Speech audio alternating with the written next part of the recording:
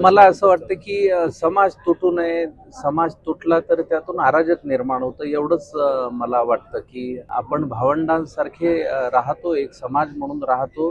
जेव्हा आपल्यावर संकट येतं तेव्हा आपण एकत्रित धावून जातो. तर ती एक मोळीची गोष्ट आणि एका लाकडाची गोष्ट ही आपणा सर्वांना माहिती आहे. जोपर्यंत आपण मोळीच्या अवस्थेत आहोत तोपर्यंत आपल्याला तोडणं फारसं शक्य नाही. पण आपण जर वेगवेगळी लाकडं होत गेलो तर आपल्याला तोडणं फार सहज सुलभ होईल.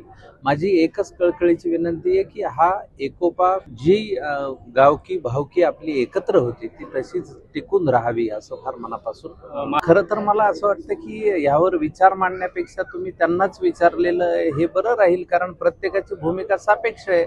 मला असं वाटतं की मला वैयक्तिकरित्या की गावकी भावकी एकत्र राहिली पाहिजे, कारण आमचा गाव आमचा ग्रामीण भाग हा एकत्र राहिला, एकसंध राहिला तर त्यातून प्रगती आहे, तर त्यातून आनंद आहे, तर त्यातून परमार्थ आहे. तर त्यामुळे आपण राजकीय लोकांना सल्ले द्यावेत एवढे काही आपण मोठे नाहीत आणि आपण त्या क्षेत्रातलेही नाही.